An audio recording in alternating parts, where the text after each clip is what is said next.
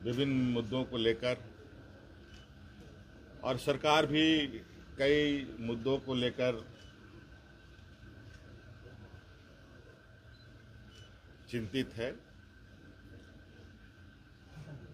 और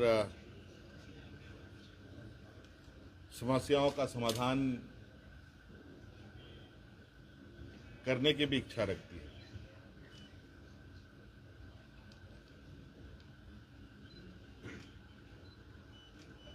सबसे पहले तो आपको हम ये बताएंगे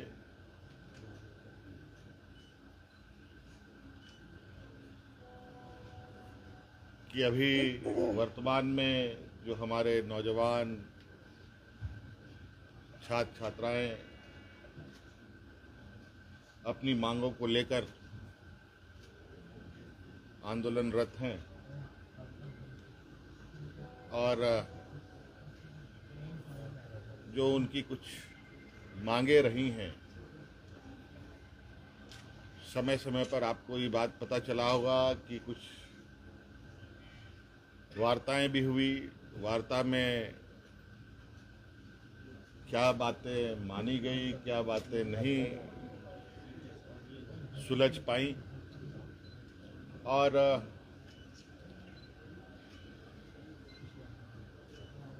वो सभी चीज़ें हमारे समक्ष आ रही थी और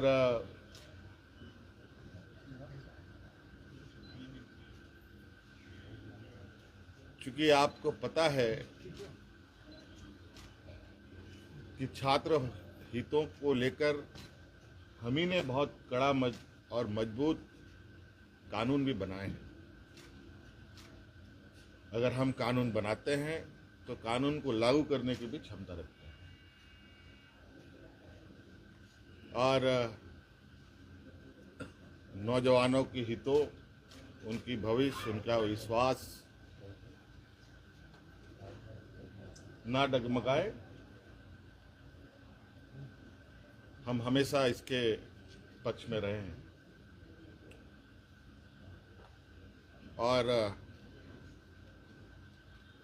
जिस कड़े निर्णय के साथ हम आगे बढ़ते हैं और जिस आत्मविश्वास के साथ आगे बढ़ते हैं, वो विश्वास में कहीं ना कहीं नौजवान भी हैं।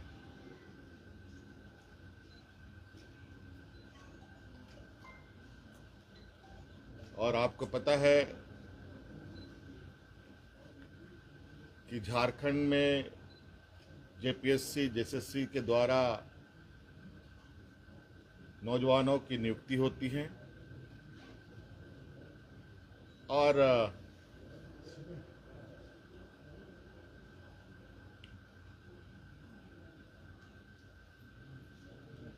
कई सारी नियुक्तियां राज्य अलग होने के बाद रुकी रहीं, फिर कुछ बढ़ी, फिर रुकी, कई सवालें भी आई, कई जांच एजेंसियां भी इसमें शामिल हुई और कई चीज़ों के परिणाम भी आप लोगों के समक्ष है। मैं बहुत लंबा इसमें नहीं जाते हुए वर्तमान परिस्थिति पर ही आप लोगों से बात बताना चाहूँगा कि विगत दिनों से हमारे जो नौजवान जयपाल सिंह स्टेडियम में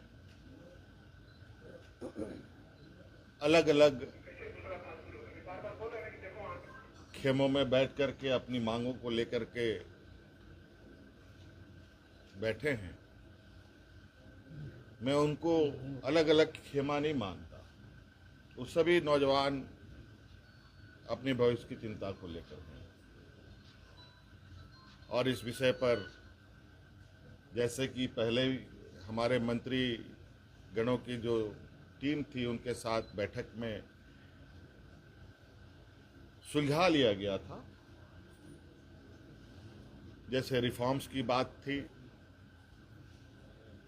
ये आप लोगों के माध्यम से ही उन छात्रों की बातें हमारे कानों तक में आई, हमारी कमेटी के द्वारा भी हमारे कानों तक में आई। रिफॉर्म्स में निश्चित रूप से बिल्कुल पारदर्शिता के साथ आगे सरकार काम करेगी। रिफॉर्म्स में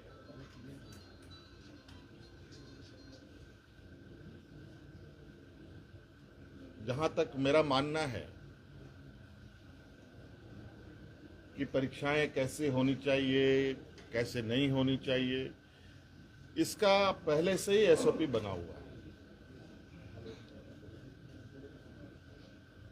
और कहीं ना कहीं अगर वो एसओपी का पालन होता तो ये गड़बड़ियां नहीं होती।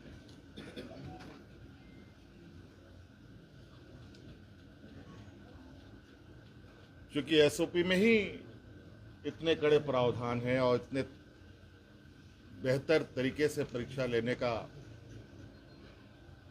व्यवस्था है, लेकिन फिर भी हम उस रिफॉर्म्स में कुछ और बेहतर करने की चूंकि इतनी बातें आई हैं तो बहुत सारी बातें बात बात में आती भी हैं, अच्छे सुझाव भी आते हैं, तो उन रिफॉर्म्स में उन सबको भी जोड़ा जाएगा। और चूंकि हमने पोर्टल भी खोल रखा है, चाहे वो छात्र हो, शिक्षक हो, अभिभावक हो, उस विषय पर अपना उस पोर्टल पर अपने सुझाव दे सकते हैं और विशेषज्ञों की टीम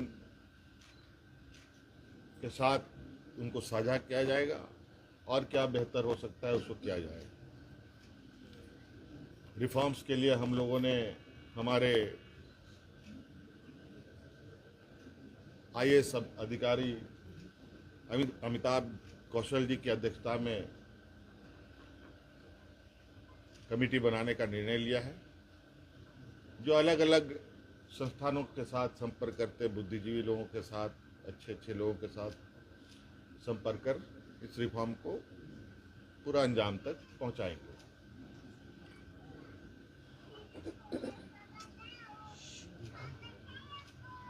दूसरी बात, जेपीएससी का जो 14वें जेपीएससी की बात है, मुझे लगता है कि हमारे माननीय मंत्रीगणों के टीम के साथ बैठने के दौरान ही वो चीज़ें सुलझ गई थी। बैकलॉग की भी बात सुलझ गई थी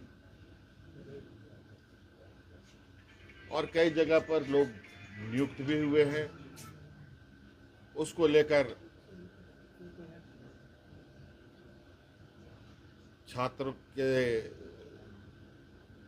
तरफ से भी और मंत्रीगणों की तरफ से भी कोई कंक्लूजन पर नहीं पहुंच पाए।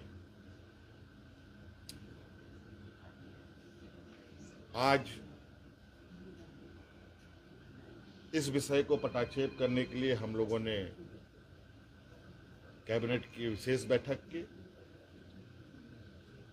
इस बैठक में उन सभी चीज़ों का समाधान निकालते हुए हम लोगों ने निर्णय लिया है कि टीडीपीएल द्वारा किए गए परीक्षाएं, टीडीपीएल के द्वारा प्रकाशित रिजल्ट और टीडीपीएल द्वारा जो भी अभ्यर्थी चुने गए हैं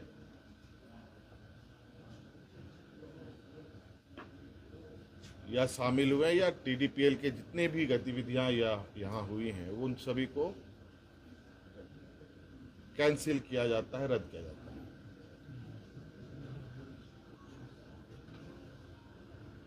और नौजवानों में सबसे बड़ा जो मुझे लगता है कि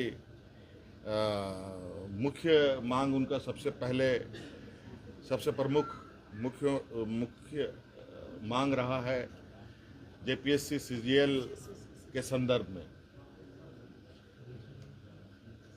क्योंकि हमने उसमें भी एक हमारे मंत्रीगणों ने आश्वस्त किया था, इस विषय की जांच चल रही है। इसके लिए हम लोग रिटायर्ड जज की अध्यक्षता में संपूर्ण जांच कराएंगे। क्योंकि कभी कभी ऐसा लगता है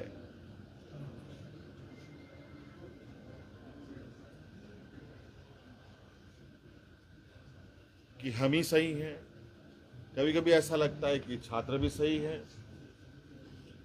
इन दोनों के बीच में फर्क करना थोड़ा कठिन हो जाता है। और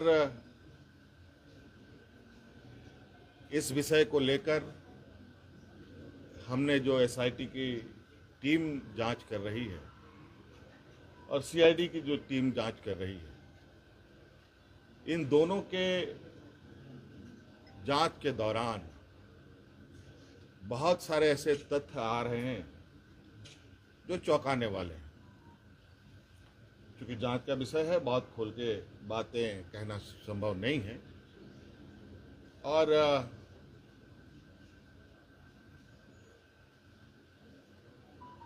कुछ लोग जो सीजीएल में नियुक्त हुए हैं, वो लोग जेपीएससी के धांधली के आरोप में गिरफ्तार हो रहे हैं।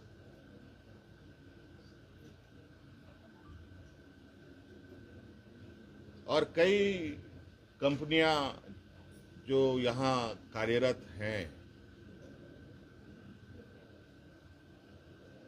अलग अलग समय में भी कार्यरत रहे हैं, इन सब का एक बहुत बड़ा नेटवर्क का घालमेल प्रतीत होता है। जांच के दायरे में तो हम पूरे 2014 से लेकर अब तक की हुई इसके परीक्षाओं की जांच में है। हमने विभाग को कहा है, सीआईडी को कहा है, अब जब इसका ऑपरेशन हुआ ही है तो पूरे तरीके से इसका ऑपरेशन होनी चाहिए। और जो हमें जानकारी सीजीएल को लेकर हम लोग के समक्ष बताया गया और उस तथ्यों को समझ बूझने के बाद आज कैबिनेट ने जेएसएससी सीजीएल को भी रद्द करने का निर्णय लिया। और पूरा 2014 से अब जितनी भी छोटी बड़ी गलतियां हुई हैं, जिससे भी हुई है, सभी की जांच होगी। और साथ में बहुत जल्द केंद्र सरकार के द्वारा जो एमएमडीआर एक्ट में जो बदलाव किया गया है, उस संदर्भ में भी हम लोग चर्चा के लिए एकत्रित होंगे।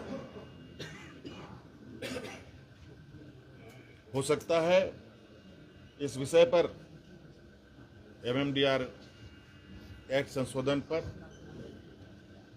हमें विशेष सत्र भी बुलाना पड़े, तो हम लोग बुलाएंगे।